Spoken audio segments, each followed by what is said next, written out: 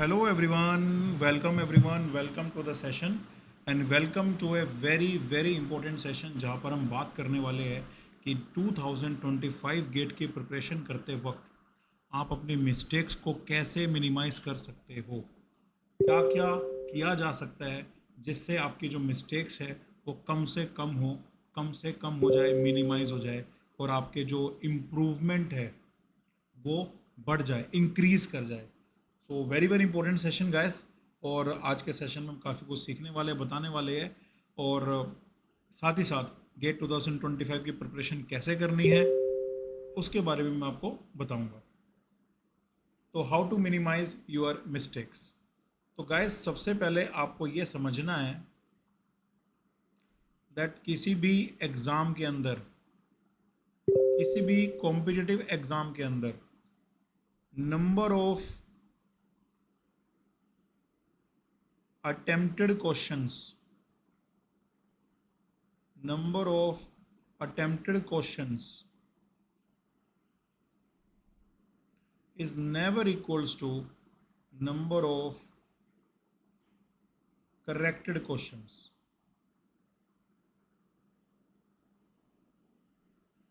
कहा तो ऐसा जाता है कॉम्पिटिटिव एग्जाम में कि जिस क्वेश्चन में आपको 100% श्योरिटी है सिर्फ वही टिक करके आइए, पर आप करते भी ऐसा हो बट फिर भी मिस्टेक्स हो जाती है और कुछ ना कुछ क्वेश्चंस गलत हो जाते हैं। मीन्स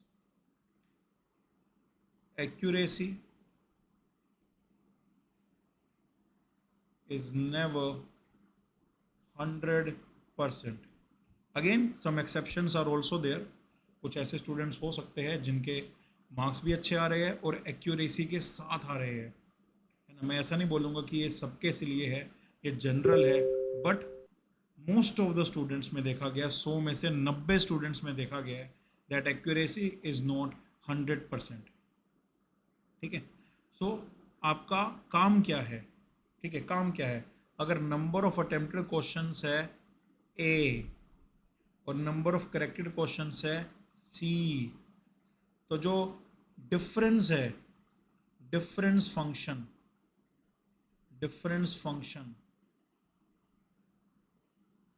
डी किसका, number of attempted questions minus number of corrected questions, इस डिफरेंस फंक्शन को मिनिमाइज करना है।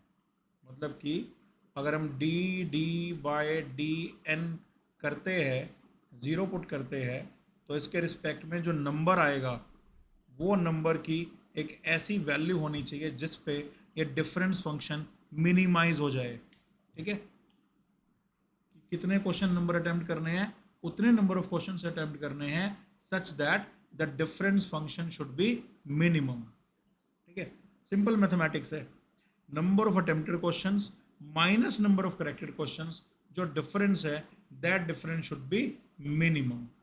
ठीक है, अब उस डिफरेंस को हम मिनिमम कैसे कर सकते हैं, क्या क्या चीज़ें करें जिससे कि नंबर ऑफ अटेम्प्टेड क्वेश्चंस और नंबर ऑफ करेक्टेड क्वेश्चंस के बीच में जो गैप है वो कम हो जाए। ठीक है, सबसे पहले गलती क्यों होती है, why we do the mistakes.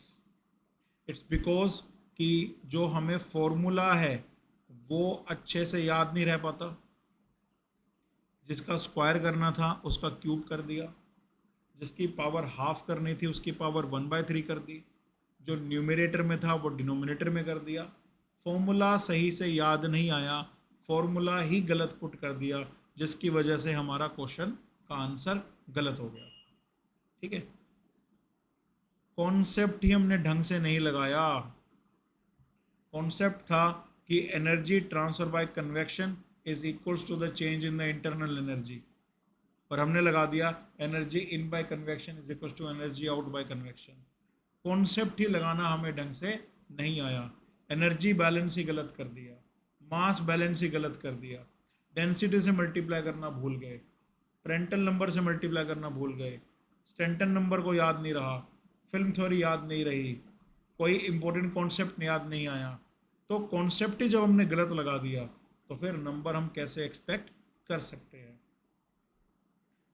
Graph गलत बना दिया, कई सारे क्वेश्चंस है जो ग्राफ के थ्रू सॉल्व किए जाते हैं, लेकिन जब आप ग्राफ ही गलत बनाओगे तो फिर आपको सॉल्यूशन भी गलत ही मिलेगा। एक्सट्रैक्शन, एब्जॉर्प्शन, ड्राइंग, ह्यूमिडिफिकेशन, कई सारे ऐसे चैप्टर्स हैं जहाँ पे क्वेश्चन के सॉल्यूशन आप ग्राफिकल मेथड से कैलकुलेट करते हो। अगर आपको ग्राफ ही ढंग से नहीं बनाना आएगा तो फिर आप सॉल्यूशन भी आसानी से कैलकुलेट नहीं कर पाओगे। क्वेश्चन का डायग्राम ही गलत बनाया हमने, मतलब डाटा में जो लिखा हुआ था, जो शेप बोली थी, जो साइज बोला था, जो डायमेंशंस बोली थी, वो हमने गलत लिख दी है। डायग्राम ही हम सही से नहीं पढ़ पा रहे। क्वेश्चन को पढ़ के हमें यही नहीं समझ आ रहा कि क्वेश्चन का डायग्राम क्या होगा। तो कई बार डायग्राम गलत बनाने से भी हमारे जो आंसर्स है वो गलत हो जाते हैं। तो इन सब का मतलब क्या है?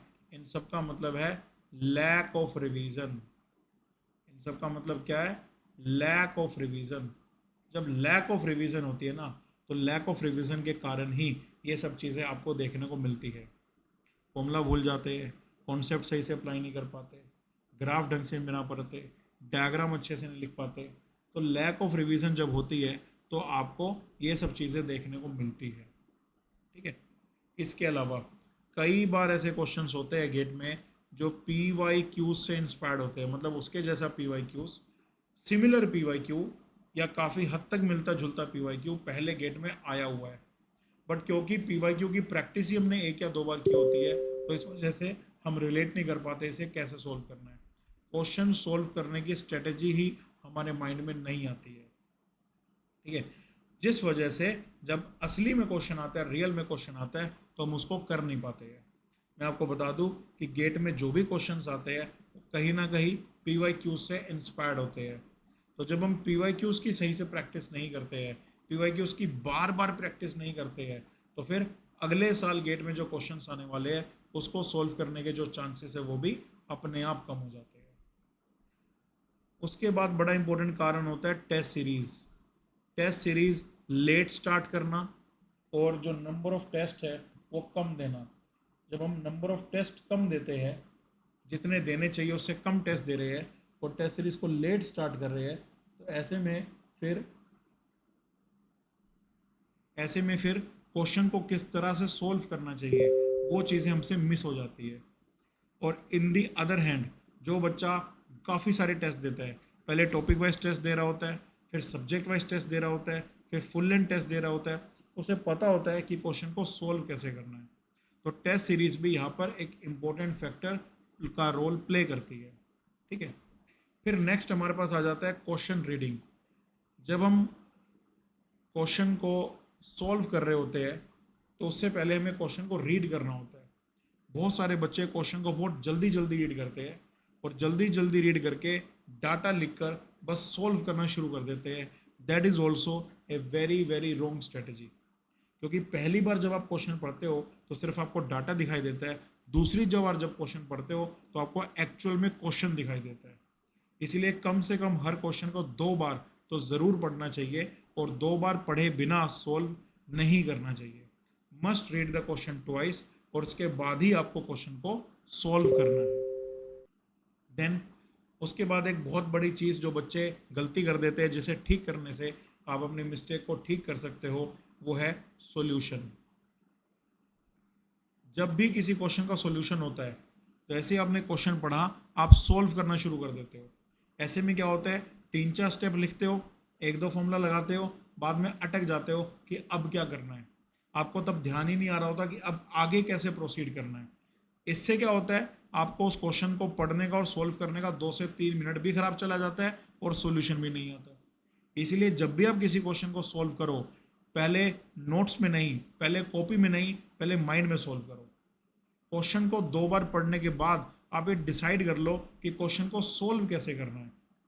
पहले क्या करोगे, उसके बाद क्या निकालोगे, कौन सा फॉर्मूला लगाओगे, कौन से कॉन्सेप्ट का यूज़ करोगे और फाइनली आंसर पे कैसे रीच करोगे, उसकी एक प्लानिंग पहले माइंड में बना लो। अगर वो प्लानिंग माइंड में बन जा रही है, क्लियर हो रही है, तो क्वेश्चन को सोल्व करना शुरू कर दो। लेकिन अगर वो प्लानिंग माइंड में क्लियर ही नहीं हो रही है तो उस क्वेश्चन को सोल्व करने से अच्छा है आप नेक्स्ट क्वेश्चन पे प्रोसीड कर जाओ। बिकॉज काफ़ी ज़्यादा चांसेस है कि जब आप क्वेश्चन को सोल्व करने लगोगे तो बीच में ही अटक जाओगे। इसलिए first solve the question in the mind and then solve the question on the notebook. Very very important strategy. First solve the question. First solve the question in the mind, and then solve it on the paper. पहले mind में solve करना है और उसके बाद paper में solve करना है. इस तरह से भी आप अपनी मिस्टेक्स को कम कर सकते हो. एक और बहुत इंपॉर्टेंट फैक्टर है, वो है एनालिसिस. बच्चे टेस्ट तो दे देते हैं, बट टेस्ट देने के बाद टेस्ट की एनालिसिस नहीं करते हैं. ये नहीं देखते कि जो क्वेश्चंस उनके गलत हुए उसके गलत होने का क्या रीज़न था, और जो क्वेश्चंस वो नहीं कर पाए उनके नहीं कर पाने का क्या रीज़न था. गलत होने का रीज़न कहीं कैलकुलेशन मिस्टेक तो नहीं है. गलत होने का रीज़न गलत फॉर्मूला यूज़ करना तो नहीं है. गलत होने का रीज़न सिली मिस्टेक तो नहीं है. गलत होने का रीज़न आपकी केयरलेसनेस तो नहीं है. ना अटेम्प्ट करने का रीज़न कहीं ये तो नहीं है कि वो कॉन्सेप्ट आपने पढ़ा ही नहीं. ना अटेम्प्ट करने का रीज़न ये तो नहीं है कि फॉर्मूला आपको याद ही नहीं आया. ना अटेम्प्ट करने का रीज़न ये तो नहीं है कि आपने पीवाईक्यूज़ की प्रैक्टिस अच्छे से नहीं की. ना करने का रीज़न कहीं ये तो नहीं है कि आपको क्वेश्चन सोल्व करने में कॉन्फिडेंस नहीं था, या फिर उस कॉन्सेप्ट के आपने क्वेश्चंस कम प्रैक्टिस किए. तो जो भी रीज़न है, एनालाइज करो. एनालाइज करके एक इम्प्रूवमेंट रजिस्टर बनाओ, और उस इम्प्रूवमेंट रजिस्टर में जो भी मिस्टेक्स आप कर रहे हो उन मिस्टेक्स को लिखो. इम्प्रूवमेंट रजिस्टर बनाओ, जो भी मिस्टेक आपने की है उस मिस्टेक को लिखो, और लिखने के बाद उस मिस्टेक को नेक्स्ट टेस्ट देने से पहले रिवाइज करो. जब भी आप टेस्ट देने बैठ रहे हो उससे पहले 5 मिनट के लिए इम्प्रूवमेंट रजिस्टर को ओपन करो और देखो कि क्या क्या चीज़ें आपने इम्प्रूवमेंट रजिस्टर में लिखी है. उन सब चीज़ों को पढ़ो, और फिर आप एनालिसिस करने के बाद टेस्ट देना शुरू करो. इम्प्रूवमेंट रजिस्टर को बार बार रिवाइज करने से आपको अपनी मिस्टेक्स याद रहेगी, और जब हमें पता है कि हमने पहले क्या मिस्टेक की थी, तो नेक्स्ट टेस्ट में अब वही मिस्टेक दोबारा नहीं करेंगे. अब होगी तो नई मिस्टेक होगी, पुरानी मिस्टेक रिपीट नहीं होगी. तो जब हम अपनी मिस्टेक्स को, अपनी गलतियों को याद रखते हैं, तो फिर बहुत ज़्यादा चांसेस है कि हम उन्हें रिपीट नहीं करते. रिपीटेशन ऑफ मिस्टेक्स तभी होता है जब हम अपने द्वारा की गई मिस्टेक्स को भूल जाते हैं. तो कभी भी अपनी मिस्टेक्स को भूलो मत. इम्प्रूवमेंट रजिस्टर में मिस्टेक को नोट करते रहो, और अगला टेस्ट देने से पहले उन्हें रिवाइज करते रहो, जिससे आपको हमेशा याद रहे कि आपने क्या मिस्टेक्स की थी. और जब आपको मिस्टेक्स याद रहेगी तो डेफिनेटली फिर आप अगली बार उन्हें रिपीट नहीं करोगे. जो क्वेश्चंस आपसे अटेम्प्ट नहीं हुए उस कॉन्सेप्ट को दोबारा पढ़ो. उस कॉन्सेप्ट के ऊपर जितने पीवाईक्यूज है उसे दोबारा प्रैक्टिस करो, और उसके बाद उस पर्टिकुलर क्वेश्चन को दोबारा से अटेम्प्ट करने की कोशिश करो. देखना इस बार हो जाएगा. नहीं होता है तो फिर सॉल्यूशन देखकर आप समझ सकते हो कि ऐसी क्या चीज़ थी जो आपको क्लिक नहीं हो पा रही थी. और उसके बाद जब सॉल्यूशन देखोगे तो डेफिनेटली आपको वो चीज़ क्लिक हो जाएगी, और नेक्स्ट टाइम आप उस क्वेश्चन को दोबारा से अच्छे से करना. नेक्स्ट टाइम जब सेकेंड अटैम्प्ट दोगे या थर्ड अटैम्प्ट दोगे तो आप देखना वो क्वेश्चन आपसे होने लगेगा. तो इस तरह से जो भी क्वेश्चंस नहीं बन रहे हैं उन क्वेश्चंस को भी करना है, किसी को छोड़ना नहीं है, क्योंकि क्या पता गेट में किस पॉइंट पे क्वेश्चन बन जाए, उस क्वेश्चन पे क्वेश्चन आ जाए जो क्वेश्चन आपसे टेस्ट सीरीज में सोल्व नहीं होता. तो इसलिए हर एक क्वेश्चन का सोल्यूशन हमें करना है. कौन सा क्वेश्चन किस कॉन्सेप्ट से आया है वो देखना है, उस कॉन्सेप्ट को अच्छे से पढ़ना है, उसके पीवाईक्यूज करने हैं, फिर उस क्वेश्चन को सोल्व करना है. नहीं आता तो सॉल्यूशन देखकर सोल्व करना है, बट छोड़ना बिल्कुल भी नहीं है. तो इस तरह से अगर आप टेस्ट के एनालिसिस करके अच्छे से प्रिपेयर करोगे तो डेफिनेटली आप में इम्प्रूवमेंट आएगी. ठीक है, तो ये कुछ पॉइंट्स है. अगर आप इन पॉइंट्स का ध्यान रखो और इन पॉइंट्स को बेटर बनाओ तो फिर डेफिनेटली आप अपने आप में इम्प्रूवमेंट कर पाओगे. साथ ही साथ मैं आपको बता दूं, केमिकल इंजीनियरिंग का क्रैश कोर्स स्टार्ट हो गया है. 28 सितंबर से नए बैचेस स्टार्ट हो रहे हैं गाइस, और इस 28 सितंबर से हम स्टार्ट करें फ्लूइड मैकेनिक्स के साथ. और इस क्रैश कोर्स में एनरोल करने के लिए जो कोड आप लोगों को यूज़ करना है that is Ankur 073. Ankur 073 is the code for success. 2024 में 40+ स्टूडेंट्स ने ये कोड अप्लाई किया और टॉप 100 में जगह बनाई. आप भी ये कोड अप्लाई करके 2025 गेट में टॉप 100 के अंदर जगह बना सकते हो. ठीक है, क्या फ्लो रहेगा हमारे क्रैश कोर्स का आप देख सकते हो. Fluid mechanics, mechanical operation, chemical reaction engineering, heat transfer operation, ये 4 सब्जेक्ट आपको लाइव मिलेंगे. Engineering mathematics, instrumentation and process control, general aptitude, process calculation, chemical technology, plant design and economics and thermodynamics, ये subject आपको recorded मिलेंगे। Faculties आपके सामने हैं, इसमें से मैक्सिमम सब्जेक्ट्स मैं पढ़ाता हूँ। जैसे मैकेनिकल ऑपरेशन के ऊपर मेरा कोर्स मिल जाएगा, हीट ट्रांसफर ऑपरेशन के ऊपर मेरा कोर्स मिल जाएगा, इंजीनियरिंग मैथमेटिक्स के ऊपर मेरा कोर्स मिल जाएगा, आईपीसी के ऊपर मेरा कोर्स मिल जाएगा, केमिकल टेक्नोलॉजी के ऊपर मेरा कोर्स मिल जाएगा, प्लांट डिजाइन एंड इकोनॉमिक्स के ऊपर भी मेरा कोर्स आप लोगों को मिल जाएगा। इसमें मास ट्रांसफर ऑपरेशन लिखा नहीं है, तो मास ट्रांसफर ऑपरेशन के ऊपर भी आप लोगों को मेरा कोर्स मिल जाएगा।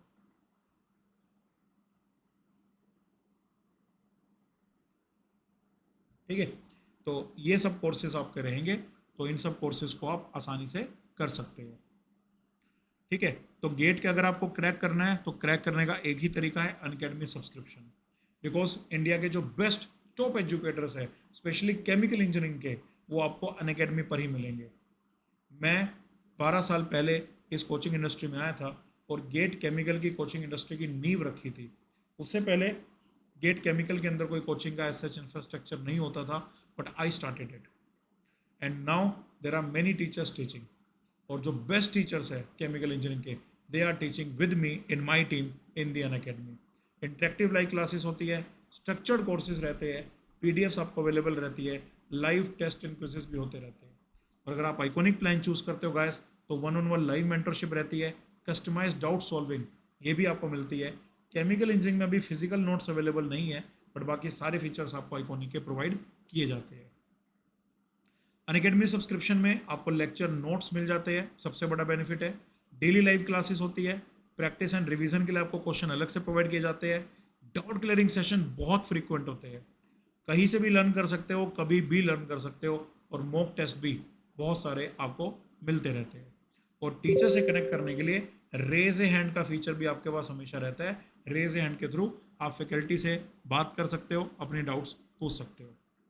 मेंटरशिप के अवेल करने के लिए आपको अपना सेशन बुक करना है, टाइम स्लॉट चूज करना है, और टाइम स्लॉट चूज करने के बाद आपको अपने मेंटर के साथ कनेक्ट करना है। एजुकेटर्स कौन कौन से अनअकैडमी में? I am the HOD of the chemical engineering, taking the most of the subjects. Then with me I have Devendra Puniya sir, Manish Rajput sir, Ankush Gupta sir, Gurupal Chawla sir and Aman Raj sir. So these are the 6 faculties for the chemical engineering GATE. And guys, कभी भी आपको ये feel ही नहीं होगा कि classes live ना चल रही हो, बिकॉज हर फैकल्टी की किसी न किसी सब्जेक्ट की क्लास हमेशा लाइव चलती रहती है। तो दैट इज़ वाई आपके लिए एक बहुत सुनहरा मौका है क्रैश कोर्स में एनरोल करके गेट 2025 के अंदर डबल डिजिट में रैंक लाने का। और अगर आप अभी सब्सक्राइब करते हो बाय यूजिंग द कोड अंकुर073, अंकुर073 का कोड यूज़ करके अगर आप अभी सब्सक्राइब करते हो तो 8499 के अंदर ही आपको ये प्राइस मिल जाएगा। वैसे तो ये 26 सितंबर तक ही वैलिड था, बट अभी एक्सटेंड हो गया है। आप मेरा कोड अप्लाई करके देखना, आपको ये सेम सब्सक्रिप्शन 8499 के अंदर मिल जाएगा। कोर्स की ड्यूरेशन 6 मंथ्स रहने वाली है और कोर्स का प्राइस 8499 है। और याद रखो, जो कोड आपको यूज़ करना है उसे भूलना मत, दैट इज़ अंकुर073। अंकुर073 is the code for the success. ठीक है, और साथ ही साथ गाइस एक बहुत अच्छा प्लान अनअकैडमी ने लॉन्च किया है with a name gate assure. और इस गेट एश्योर प्लान में आपको ये गारंटी दी जाती है कि जब तक आपका गेट क्वालिफाई नहीं हो जाता है तब तक हमारा साथ आपके लिए बना रहेगा। इस पहले प्लान में क्वालिफाई करने के लिए आपको 12 मंथ या उससे ऊपर का सब्सक्रिप्शन परचेस करना है। और प्रॉपर कोचिंग करने के बाद अगर आपका गेट क्वालिफाई नहीं होता है तो अनअकैडमी आपको फ्री में बिना किसी चार्ज के 1 साल का ईयर एक्सटेंशन प्रोवाइड करेगी। मतलब 1 साल का सब्सक्रिप्शन अगर आप लेते हो और उसके बाद भी अगर आप गेट क्वालिफाई नहीं कर पाते हो तो आपको 1 ईयर का एडिशनल सब्सक्रिप्शन आपको हमारी तरफ से प्रोवाइड किया जाएगा। Terms and conditions applied. And code आपको इसके लिए यूज़ करना है अंकुर073, बिकॉज अंकुर073 is the code for the success in chemical engineering. जितने भी केमिकल इंजीनियर सक्सेसफुल हुए हैं, definitely they have taken guidance from Ankur Bansal sir, that is me. So अंकुर073 is the code for the success that you need to apply. और जब इतने सारे rankers ने अनअकैडमी से कोचिंग करके टॉप 10 में रैंक हासिल की है, तो आप क्यों नहीं? So if you want to be the next then subscribe now. So guys, जब भी आप इन्वेस्ट करोगे नॉलेज के अंदर तो वो इन्वेस्टमेंट आपको सबसे बेहतर रिटर्न्स, सबसे बेहतर इंटरेस्ट देती है. तो आज ही सब्सक्राइब करो अनअकैडमी के क्रैश कोर्स के साथ और अपनी जर्नी मेरी गाइडेंस में स्टार्ट करो. So all the best guys, take care of yourself. जय हिंद एंड लेट्स क्रैक.